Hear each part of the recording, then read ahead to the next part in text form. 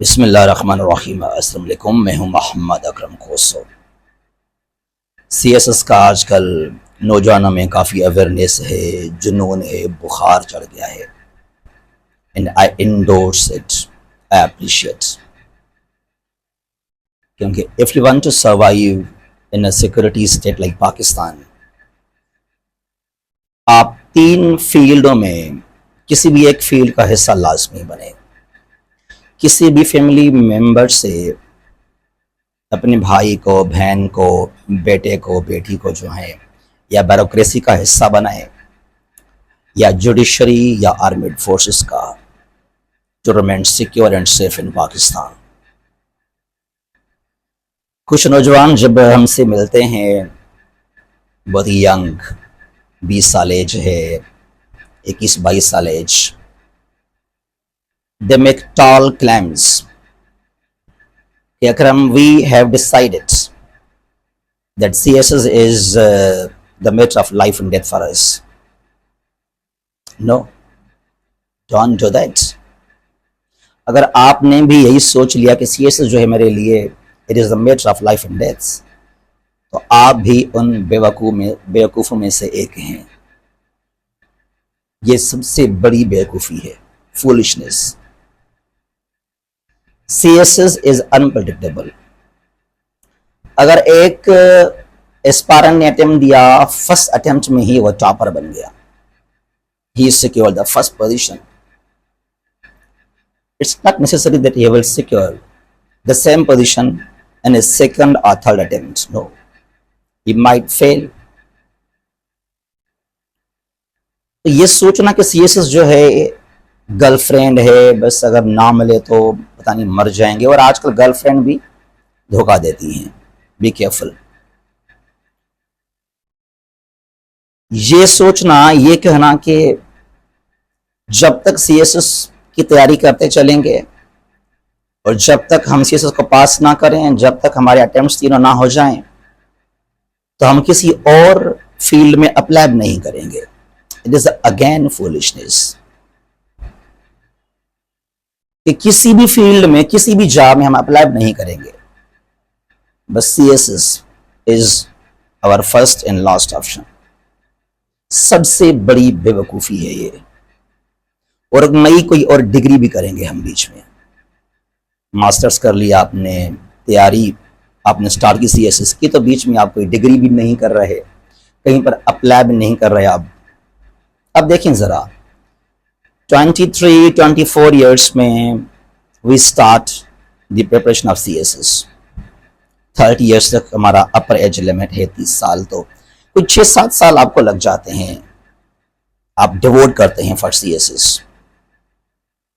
वो लाजमी नहीं कि जो तैयारी करते हैं, जो प्रिपरेशन करते हैं, जो इस्लामाबाद, लाहौर जाते हैं, कराची जाते हैं, तो वो क्वालिफाई करें। नो, चंद क्या परसेंटेज, क्या रेशो, मेरे ख्याल में कोई 2 पॉइंट समथिंग दे क्वालिफाई, उनकी होती है फाइनल एलोकेशन डिफरेंट ग्रुप्स के अंदर। तो ये कहना कि किसी और फील्ड में अप्लाई भी नहीं करेंगे, कोई और डिग्री भी नहीं करेंगे, और 5-6-7 साल CSS को ही हम देंगे, और जरा सोचें आप, यहां पर आप तीनों अटेम्प्ट्स फेल हो गए, you will be useless then. किसी भी काम का आप नहीं रहेंगे, फिर आप कहीं और भी अप्लाई नहीं कर पाएंगे। हर रोज जिएंगे, हर रोज मरेंगे आप। एक बात याद कीजिएगा, CSS वो फील्ड है, वो टेस्ट है, वो एग्जाम है जो मैं ये कह दूं, एक जालिम या सबसे नखरेली गर्लफ्रेंड, हर वक्त रूठना, नाराजगी, इतनी अनसर्टेनिटी है इसके अंदर। आपने टेस्ट दिया, आपने अटेम्प्ट दिया, 11 सब्जेक्ट्स पास किए, इसके नखरे खत्म नहीं होते। एक में फेल हो गए, ऐसे के अंदर नखरे हैं CSS के ये भी। लाइक गर्लफ्रेंड को आप गिफ्ट दें, मतलब उसका ख्याल रखें, रिस्पेक्ट करें, अगर जल्दी उसको रिप्लाई नहीं किया किसी एक पॉइंट पे आकर ब्रेकअप, वही बात यहां पर भी है। फिर से आपने स्ट्रगल की, आपने क्वालिफाई की है कंपल्सरी सब, चाहे इंग्लिश, एसे, कंपोजिशन सब। अगेन नखरे खत्म नहीं हो रहे सीएसएस के। रिजल्ट आ गई फेल, किस में? ऑप्शनल के अंदर 30 मार्क्स आ गए, 32 मार्क्स आ गए। जलील, क्या प्रॉब्लम है ये, क्या मसला है, क्या हमारी किस्मत है? और अभी तो सुनिए जरा, और भी नखरे इसके जारी हैं सीएसएस के। एक और आपने अटेम्प्ट दिया, उसमें आपने क्वालिफाई किए सब सब्जेक्ट्स,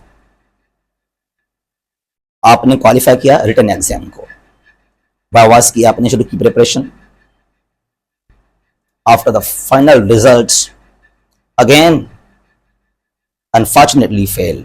वो कैसे? एलोकेशन नहीं हुई। यानी कि इसके नखरे यहां भी खत्म नहीं हुए।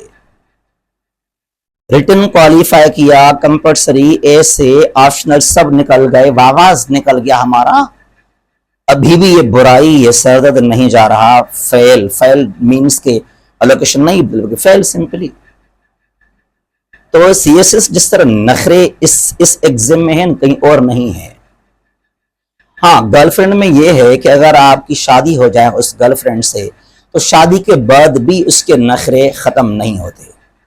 लेकिन सीएसएस वो है, अगर आपको मिल जाए, अगर आपकी लोकेशन हो जाए, तो उसके बाद नखरे नहीं है, फिर सब कुछ ठीक हो जाएगा। लेकिन जब मिले ना अगर मगर, तब की बात यहां पर है ना।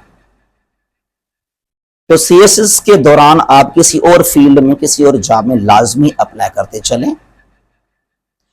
हो सके एक तो और डिग्री भी आप कर लें बीच में, और यहां आप अपनी लाइफ को सिक्योर लाजमी कर लें।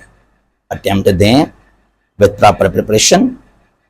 और अगर आपने कोई जॉब हासिल नहीं किया, कहीं पर आपने अप्लाई पहले नहीं किया, आपके अटेम्प्ट्स तीनों हो गए, फेल हो गए, यकीन करें आप, अगर आपको कहीं पर जॉब मिल भी जाए ना, कोई एग्जाम आप पास भी कर लें, लेकिन जो सीएसएस में आपकी जर्नी रही कोई 4, 5, 6, 7 साल, आपके अटेम्प्ट्स तीनों फेल हैं, तो फिर भी जिस दिन रिजल्ट अनाउंस होगा ना, हर रोज कई साल आगे चलकर आपकी एज ओवर हो गई, आपने कोई और जॉब भी करना शुरू कर दिया।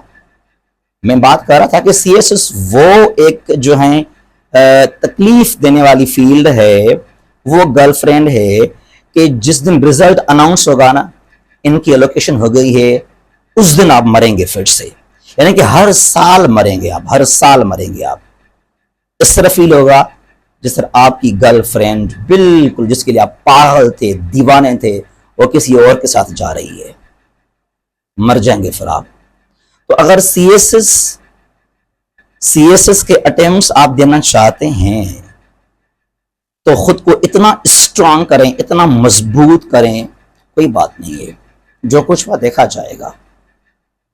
अगर आप कमजोर दिल हैं, नहीं, अभी से अभी आप दूर भाग जाएं। You must leave this field, ये फिर आपके लिए ठीक नहीं है। वेल, सीएसएस को कभी भी ये मत कहें कि it is the matter of life and death for me, never never. Just normal एक टेस्ट, एक एग्जाम है, तैयारी कर रहे हैं विद सिंसियरिटी। जो होगा इंशाल्लाह बेहतर होगा, नहीं हुआ कुछ और कर लेंगे, तो नहीं तो कोई और सही, कोई और नहीं कोई और ही सही। जहां भी हैं खुश रहें। अल्लाह हाफिज।